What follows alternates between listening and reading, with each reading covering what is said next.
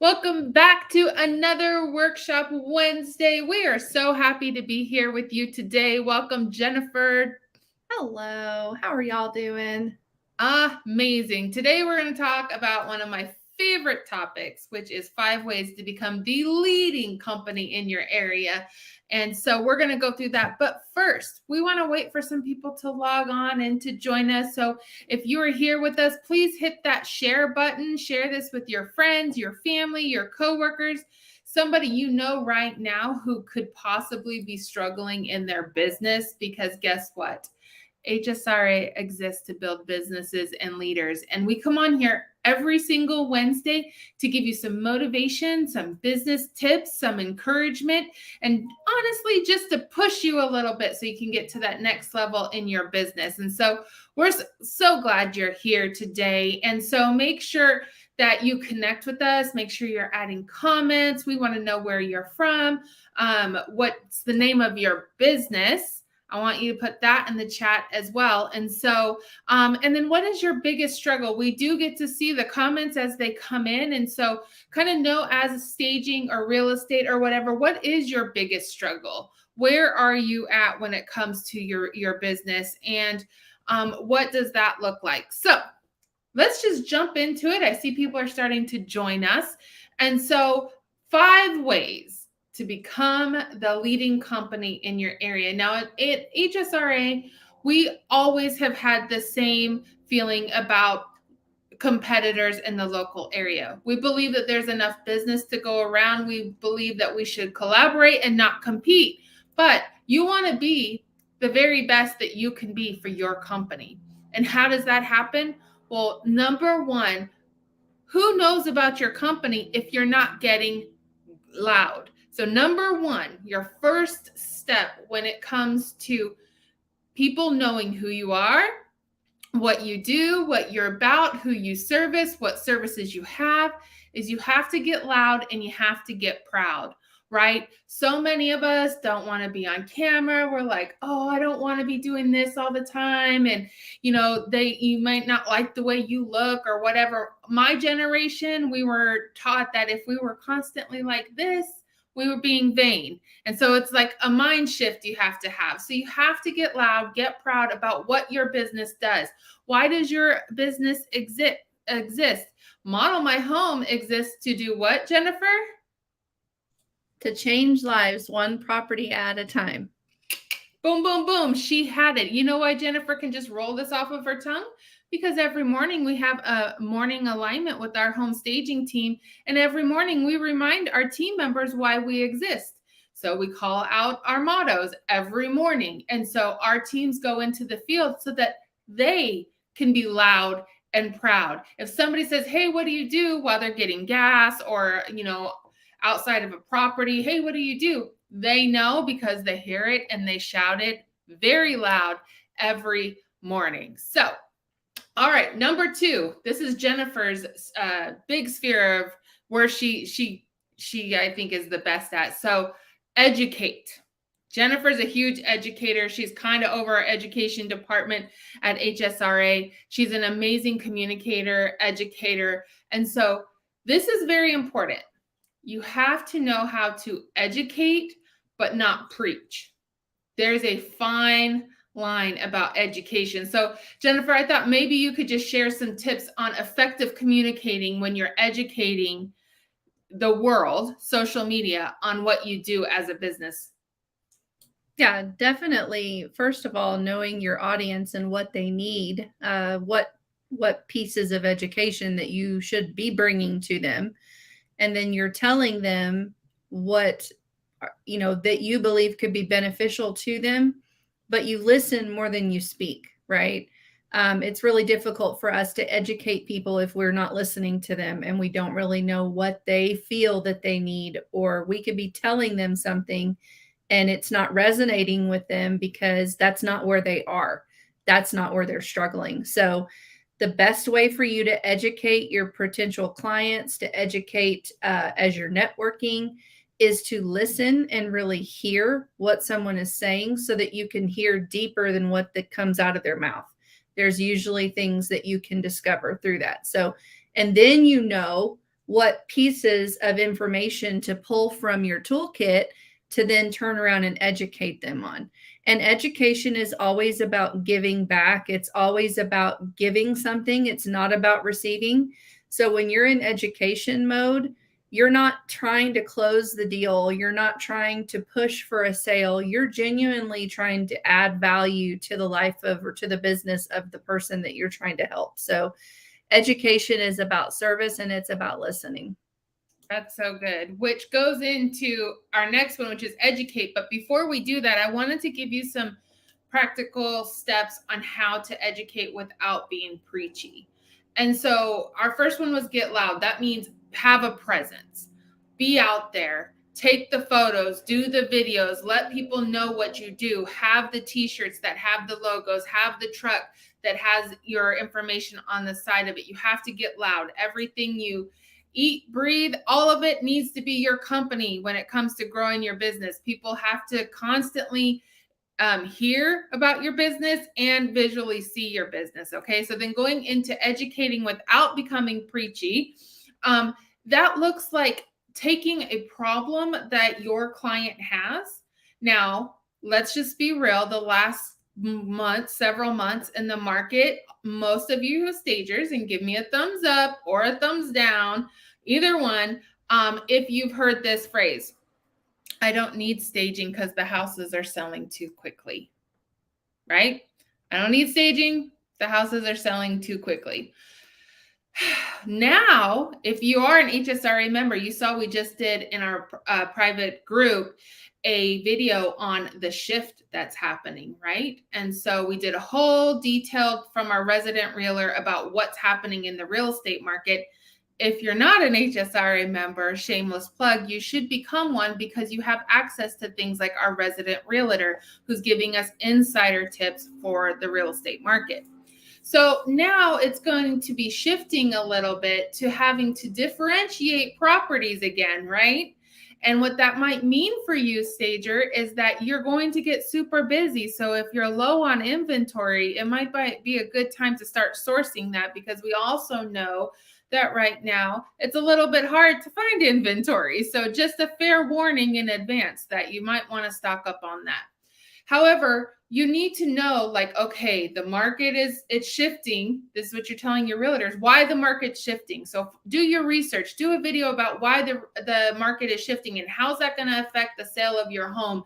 And so talking about that, talking about solving a problem, not just saying, hey, this is what I do, you need to use me. There's definitely specific times when your statistics come in, right? You sell for a higher dollar amount and faster, and if you stage your home. But let's really get in the meat and potatoes on why they need to use your services, what you do for them. Is it concierge service? Is it being able to give them, design boards or whatever it is that you can solve their problem? If you know something's about to happen in a neighborhood, just being the expert on the area that you serve when it comes to new restaurants, events going on, just getting on, part of that being loud and educating everyone so that you are the source of being the expert in your city. Everyone knows, go to Sally's staging because she's always on social media and she is giving us the updates left and right. It was a no-brainer. So number 3 is listen. Listen to what your client's biggest problems are. Listen to what the market is dictating.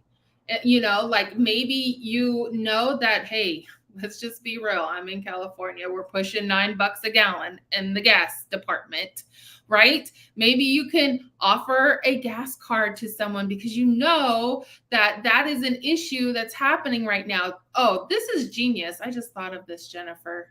Why are we not giving our realtors who spend their entire weekend showing property gas cards? Hello. Now, some of them might have Teslas, whatever, but what a great, great idea. That is listening to what the world is doing. Gas prices go up. Who needs gas? Realtors need gas. So listen to what their problems are.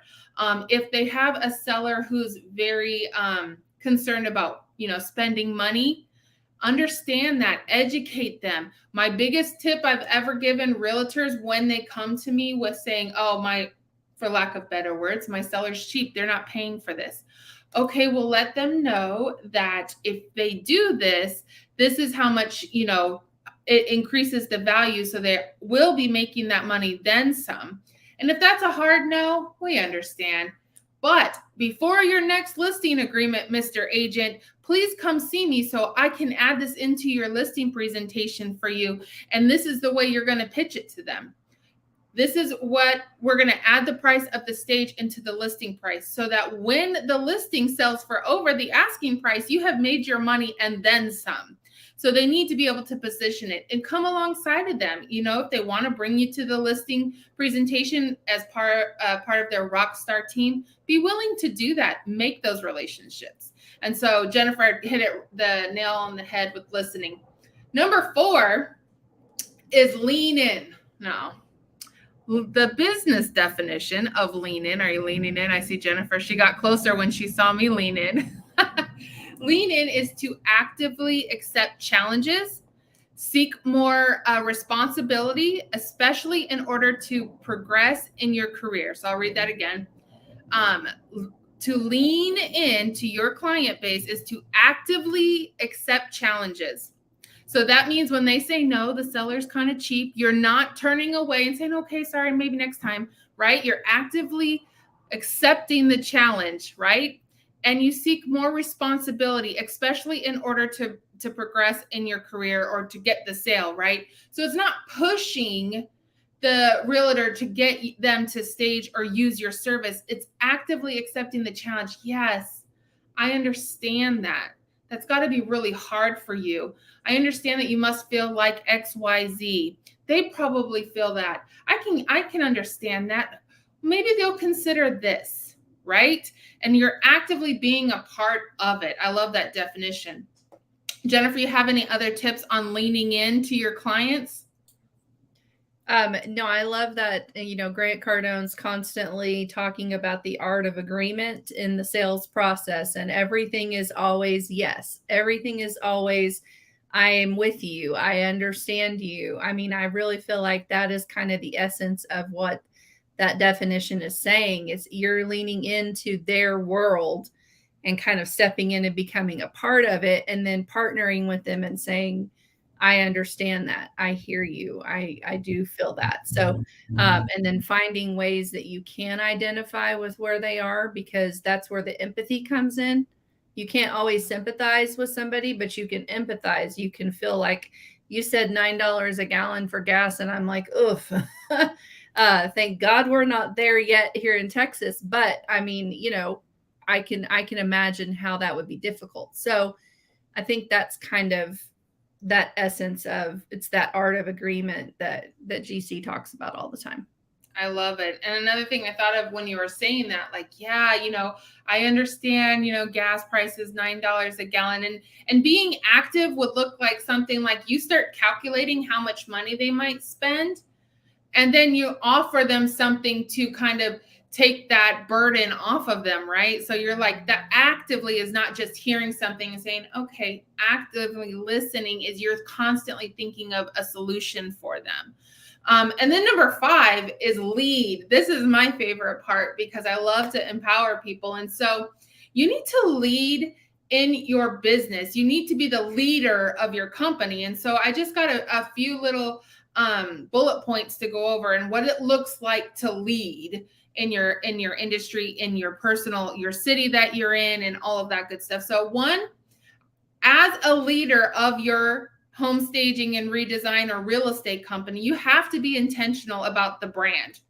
So at HSRA, we have courses that talk about building your vision, your mission statement, your core values.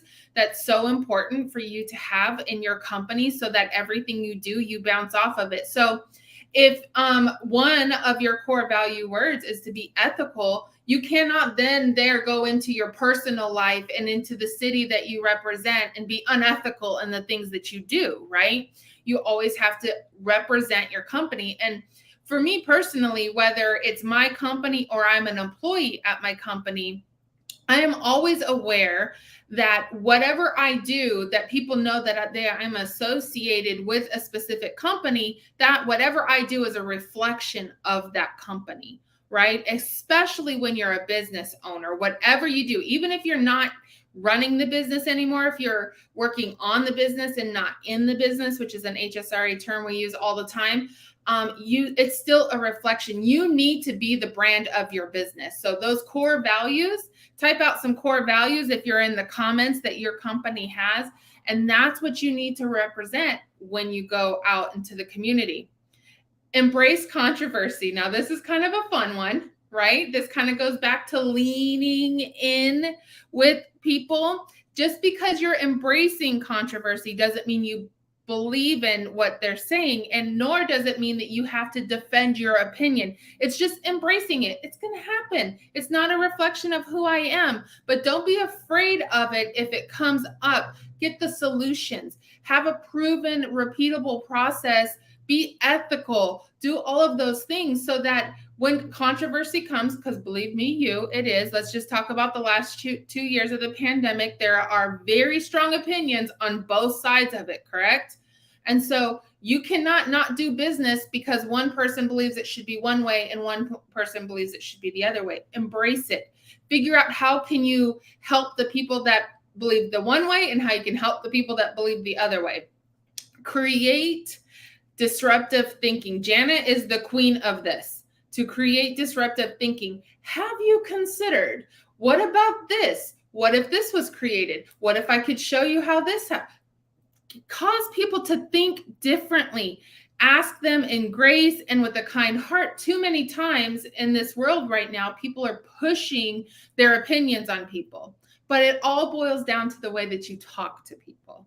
You know, if you're like, you have to stage that house or it's not going to sell. Or could you say, oh, have you ever considered maybe staging the house, or maybe having someone come in and maybe, just help you clean up the house, do a walk and talk or whatever, walk you through what you should take out, because you will make a lot more money on the sale of that house. So it's the way that you word things, right? So, and be someone who's actively trying to have solutions that would cause a disruptive thinking.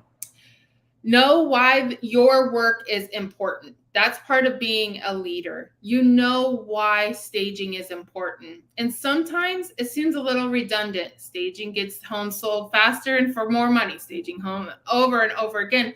But do you believe it? Let me ask you that. Do you really believe why you're doing your business? I know it gets tough out there. I know you get burnt out as the business owner, but why is it important? And secondly, as the leader, being the leader, you have got to know, your employees have got to know why it's important. Not just that it's another job, they're getting on the truck, they're driving the truck. Even if you outsource logistics, have the conversation with the logistics company, or if you get to request a certain logistics team, have a meeting with them. Why do we do what we do? We are literally helping people transition into the next stage of their life. And it's hard sometimes, it's emotional, right? So making sure that you know why your work is important, and then change the world and inspire others to join in. That's my last point out of leading. What do leaders do? They change the world and they inspire people. And so even though you're going to have the controversy, you're going to have negativity, you're going to have seasons when, you're not sure if you can pay your employees, if you're going to meet payroll, still make a commitment and remember why you started your company, and remember that you have everything you need inside of you to become whatever it is that you want to become. But inspiring others is so important, just like you were inspired one day. So Jen, you're an amazing leader and you lead so many so gracefully. So what are some of your tips as we wrap up today on leading well in business? I think the biggest thing is knowing yourself and knowing your people. I think you have to really have that time of connection with yourself so that you know and you have these check-ins, right? And that you're having those same check-ins with your people who work with you, your team members. And then being led by others. So who is inspiring you? It's very difficult. We hear this saying all the time. It's hard or impossible to pour from an empty cup, right? And so if you're constantly pouring out inspiration to other people, who is pouring inspiration back into you? And so who is inspiring you? Who are you inspiring? And are you listening? It goes back to that listening, right? Listening more than you speak, and just really taking the time to know the people, because not everybody gets led the same way. Everybody's motivational things are different for them. Whoever you're working with or working in your team members, you need to know how to best motivate them, how to inspire them, what does inspire them, right? And how can you help them get back on board if they get discouraged, they get burnout, right? And so how can you help refocus and get everybody back on board, get everybody back on track? And this is especially true whenever you're talking about adding in a new service or offering some different things. And we've all had to do this in the last couple of years, really pivot our service catalog and think outside of the box, do other things that we're not used to, or maybe we don't even know how to do yet. But just taking your team members along for the journey and really working with them and talking to them instead of at them is huge when you're leading. That's so good. Awesome. You are a fantastic leader, and you're a great listener, by the way. And so that concludes today's 5 steps. You guys, let's get loud about what we do. Don't be afraid to pick up your phones and represent your company. Don't be afraid to be in the coffee shop or at the grocery store, being loud and proud about what you do. Get on social media and start educating about everything that revolves around your business, the city that your business is in, how the business or the city is growing, how your team is fantastic. Educate people about that. Just continue to educate people. And then when you have the opportunity to sit down with your clients, listen to what is stressing them out, right? How many of you would love for someone to just take the stress that's on your shoulders off? Just come in and be like, don't worry about that. I got you. I'm going to take care of that, right? How many of you would love that? Be that person for your client and lean into what is happening. Be active, make the phone calls, do the texts, do the mailers, whatever it is, lean in and be active in the challenges that's going on in this world, in your company, and lead loud and proud. Step up to the bat. Know that you are perfect and amazing in what you're doing. And I'm going to give you a 6th one. Make sure that you have support. Make sure that you're connected with companies like HSRA who exist to build businesses and leaders. Make sure that you have a community of people where you can go on and you can tell them where you're struggling. Ask for advice, that you can go and get trainings to build you up. Because like Jennifer said, there's nothing left in my water bottle. There's this much. Could you imagine if I was running a company on this much water? I don't have nothing. I have to go fill it up to hydrate. And so you need that support, and we would love to be that support with you. In fact, you see right here, Jennifer put in myhsra.com. You can click right on the front page and you can book a schedule a discovery call. And Jennifer is our staging business advisor. Her and I will sit down with you. And this is what I do on every single discovery call. I say, Sally Stager, why did you start your staging company? What's your biggest struggle right now? Where do you see yourself in 5 years? And we're going to talk through it. And we're going to see where are the holes. What can you do? How can we support you? Maybe you just need someone to call you once a month, like Jennifer does our members, and say, hey, I'm here for you. What are your challenges? I want to find solutions for them. Maybe that's what you need to take your business to the next level. So reach out to us. We're here every Wednesday, same time, same place. We can't wait to get to know you better and serve you better. And we'll see you next time.